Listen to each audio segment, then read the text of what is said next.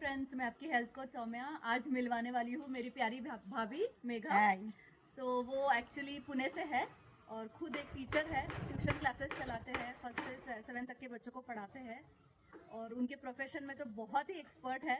और मैं चाहती हूँ आज आज हमारे साथ जो आए हैं, इधर बेलगाम में आए हैं, वो हमसे मिलने के लिए। तो उनका जो एक्सपीरियंस था as far as menopause is concern, मैं उनसे जानना चाहती हूँ। तो मेघा दीदी, आप बताइए आपकी उम्र क्या है और मेनोपॉज को लेके आपका एक्सपीरियंस कैसा रहा, कब ये शुरू हुआ, क्या क्या हुआ आपकी बॉडी एंड माइंड के साथ, एंड अभी presently how you are able to smoothly go with it, बताइए हमारे ऑडियंस को। Hello, myself is Megha. Actually मेरा अभी एज है 50। जब मेरा मेनोपॉज का मेरे को जो तकलीफ स्टार्ट हुआ वो 49। जब मेरे को स्टार्ट शुरुआत में हॉट फ्लैशेस जैसा बोलते एकदम से गर्म होना, एकदम से ठंडी लगना, ये सब शुरू हो चुका था। उसके बाद मेरा वेट धीरे धीरे से गेन होने लगा। फिर धीरे धीरे मेरा वज़न इतना बढ़ गया कि मेरे को कम करने को कोई एक ये चाहिए था कि मैं कैसे दे करके मेरा वज़न कम करना है मेरे को करके। फिर क्या हुआ कि बाय लकीली मैं ऐसी सौम्या से तो मेरा मिलना जुलना रहता था, फ़ोन पे बात होता था। मेरे को मालूम पड़ा कि वो हेल्थ कोच है, तो मैं बोली उनको एक बार कंसल्ट करके देखना कि कुछ हेल्प मिलता है क्या मेरे को उनसे। एक्चुअली जब मैं उनसे बात की तो मेरे को तभी एक तो फर्स्ट ऑफ ऑल मेरे को इतना पॉजिटिव लगा कि नहीं, इससे शायद मेरा वज़न तो कम होगा ही होगा, प्लस मेरे को मेंटली भी मेरे को पीस हो जाएगा, हेल्थ भी अच्छा हो जाएगा। उसके बाद मेरा उनसे बात करना, मेरे को उन्होंने एक्सरसाइज का बताया। योगा तो मैं करती थी लेकिन उसमें भी थोड़ा सा चेंजेस उन्होंने बताया करने का, प्लस मेडिटेशन हो गया।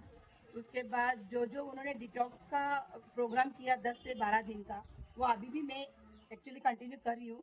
फर्स्ट ऑफ ऑल तो थैंक्स कि मेरा चाय जो था, जो चाय में ज्यादा लेती थी उसमें बहुत कम हो गया। इट वाज अ चैलेंज कि वो 10-12 दिन तो मैंने पूरा चाय पूरा बंद किया था, लेकिन अब फ्लक्चुएटली कैसे फ्रीक्वेंसी कम हो चुका है। ओके, तो दैट्स व्हाट तो आई ये want to tell detox all का ऑफ जो यू की है। हाँ, जो आपने 10-12 दिन का ये किया था जब हाँ। आप कर रहे थे प्रोग्राम, तो क्या आपको ऐसा लगा कि आपकी रूटीन से बहुत हटके कुछ करना पड़ा, या नहीं फिर नहीं तकलीफ हुई, कहीं पे स्ट्रगल हुआ, नहीं, क्या क्या कुछ भी किया नहीं। एक्चुअली आपने प्रैक्टिकली? एक्चुअली प्रैक्टिकली जो भी मैं खाती थी वो इतना हेल्दी फूड रहता था ना कि मैं कभी सोची नहीं थी कि मैं इतना हेल्दी फूड इतना आराम से बना के मैं खा लूँगी। एक्चुअली मैं अकेली नहीं, मेरे घर के मेरे हस्बैंड बोलो या मेरा बेटा बोलो, उनको भी वो चीज़ अच्छा लगने लगा था। स्मूदी पीते थे हम लोग। फिर जो जूसेस उन्होंने बताया, रात का जो सूप था, वो सलाड्स था, वो इतना अमेजिंग लगता था, खाने को भी बहुत अच्छा लगता था। उसमें सभी चीज़ें हम लोग ऐड करते थे, फ्रूट्स जाते थे, सभी वेजिटेबल्स जाते थे। सलाद में जैसे कि कुकुम्बर तो रोज का रहता था।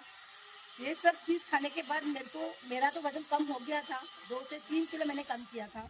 उसके बाद अभी धीरे धीरे से वापस मेरे को ऐसा लगा कि वही डिटॉक्स में कंटिन्यू करना चाहिए करके। तो वो रूटीन एक बार आपके लाइफस्टाइल में बैठ जाता है तो हाँ। वो क्या है, डिफॉल्ट मोड बन जाता है ना, बन तो जाता कोई है। इशू नहीं आता नहीं उसके नहीं बाद, राइट? तो स्पेशली जो आपके जैसी औरतें हैं जो मेनोपॉज के फेज से गुजर रही है, हाँ। जिनको बहुत डर है इस फेज से, अलग अलग बॉडी में अलग अलग तरह से वो मैनिफेस्ट होती है, Manifest राइट? होता है। तो आप उनके लिए कुछ मैसेज देना चाहेंगे दीदी? मैं ऐसा कि फर्स्ट ऑफ ऑल तो डरना नहीं है कि अरे वजन बढ़ गया, क्या करना है, या अभी मैं कुछ ज़्यादा खाऊंगी तो मेरा वजन और बढ़ेगा क्या। सिर्फ रेगुलर में जो करना है कि खाने पीने का आपको जो खा रहे हो उसमें से थोड़ा सा चेंजेस करना है, प्लस जो अभी एक्सरसाइज कर रहे हो उसमें से थोड़ा सा चेंजेस कर लो। 100% मेरे को तो ऐसा लगता है कि उसमें अगर थोड़ा सा चेंजेस करेंगे ना तो हम लोग हेल्दी भी रहेंगे। और ये मेनोपॉज जो अभी हो, मेरे को जो तकलीफ हो गया था, होप सो बहुत लोगों को ये होता है, लेकिन अभी मेरे को ऐसा लगता है ना कि उसमें से मैं बाहर आ चुकी हूँ। 50 to 70% तो मैं उसमें से बाहर आ चुकी क्या हूँ। बात है, यही सबसे ज्यादा जरूरी है, क्योंकि आपको अवेयरनेस लेना चाहिए, है ना? क्योंकि कुछ कुछ लोगों को ऐसा लगता है कि जिस फेज से हम गुजर रहे हैं, या क्या मेरे साथ ही हो रहा है, या फिर मैं इससे बाहर नहीं आ पाऊंगी क्या, जैसे कुछ लोग को डर रहता है ऑस्टियोपोरोसिस का, जो कि सच है। हाँ। हमारी बॉडी में जो बोन्स का डेंसिटी है वो हाँ, कम होते कम जाता है, होते जा बिकॉज रहा है। हॉर्मोन्स की लेवल कम हो रहा है नेचुरली, राइट? बराबर है। तो इससे बाहर आने के लिए मेंटली क्या किया था आपने? मेंटली तो मैंने मेडिटेशन किया है फर्स्ट ऑफ ऑल। उसके बाद में मेरा प्राणायाम होता था। उसके बाद जर्नलिंग बस करते थे? जर्नलिंग, हाँ वो तो मेन है। तो उसके बोलना बारे में मैं बताइए भूल गई। जरूर। जर्नलिज्म मैंने कि मैं रोज जो भी दिन भर मैं करती थी वो मैं लिखती थी। जो रोज का जो भी रूटीन में है थोड़ा सा चेंजेस मैंने कर लिया था। सुबह उठ के मेरा योगा रहता था, फिर प्राणायाम रहता था, फिर रात को सोने के टाइम पे मेरे को थोड़ा एक 20 से 25 मिनट में मेडिटेशन करके मेरा जर्नलिज्म रोज कर देती। जो भी मैं चीज़ दिन भर करती थी ना वो मैं लिखती थी। और जैसे कि मैं ग्रेटिट्यूड? ग्रैटिट्यूड भी होता था। तो ये सब करने से ना मेरे को ऐसा लग रहा है कि आई शुड कंटिन्यू इट। और मैं सबको बोलूँगी कि आप प्लीज़, अगर हेल्थ कोच सौम्या जैसे अगर कोई आपको मिल रही है तो प्लीज़ उसका हेल्प लो और आप उसको कंटिन्यू करो। थैंक यू सो मच दीदी, आज आपने हमारे ऑडियंस के लिए अपना जो जर्नी है शेयर किया, क्योंकि बहुत लोग इसके बारे में बोलने के लिए भी हिचकिचाते हैं, झिझकते हैं। इसके बारे में जितना हम ओपन अप होंगे उतने ज़्यादा औरतों को इससे फ़ायदा मिलेगा। तो डेफिनेटली आपको अगर ये एक्सपीरियंस करना है तो you can just contact me. Lovely to have you here. Thank you so much. Thank you.